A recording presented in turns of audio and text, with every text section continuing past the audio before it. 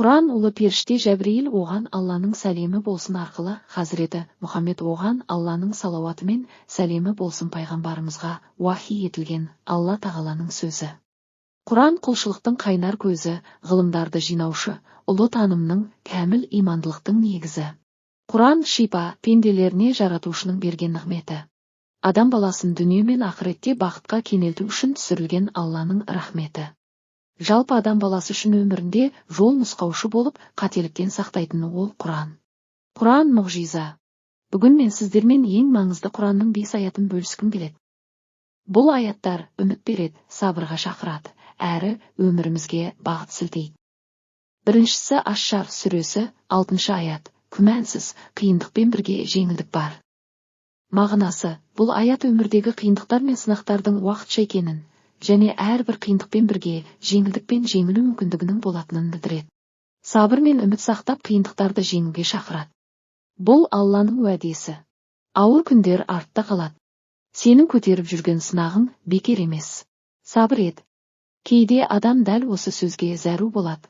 Міне, Құран соны айтып тұр.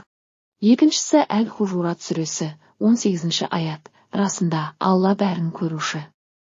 Мағынасы, бұл аят Алланың барлық нәрсені көретінін және білетінін ескертеді.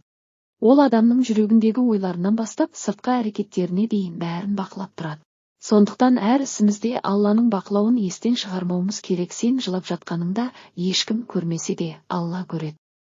Жүректегі мұңды ешкім түсінбесе де ол біледі. Жасаған жақсылығың еленбей қалса да Алланың назарында. Бұл аят, жалғыз қалдым деген жанға үлкен жұбаныш. Үшіншісі Ғафир сүресі, 60 аят. Маған дұға етіңдер, сендерге жауап беремін. Мағынасы, бұл аят Алланың құлдарына дұға етуге шақырады, және оның дұғаларға жауап беретінін білдіреді. Аллаға қол жайып, шын жүректен сұраған нәрселеріміз қабыл болатынына үміт артуымыз керек. Сен Алладан сұрауға ұялып тұрсың ба? Сенің дұғаң қабыл болады деп сен. Тек шын жүректен айт. Төртіншісі Әл-Анкабут сүресі, 45 аят. Намаз арсыздық пен жамандықтан тыяды. Мағынасы, бұл аят намаздың адамды жаман істер мен арсыздықтан сақтайтынын көрсетеді. Намаз рухани тазалықтың кілті және адамның моральдық тұрғыда дамуына ықпал етеді. Намаз жай әрекет емес. Ол жүректі тазартады. Егер намазбен жүрек байланысса, адам өзгереді. Намаз сенің Алламен күн сайынғы кездесулерің. Оны кешіктірме.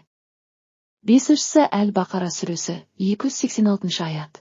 Алла қандай да бір жанға шамасы келетін нәрседен артық жүк жүктемейді. Мағынасы, бұл аят әр адамның өз мүмкіндігіне сәйкес сынақтар мен міндеттер берілетінін білдіреді.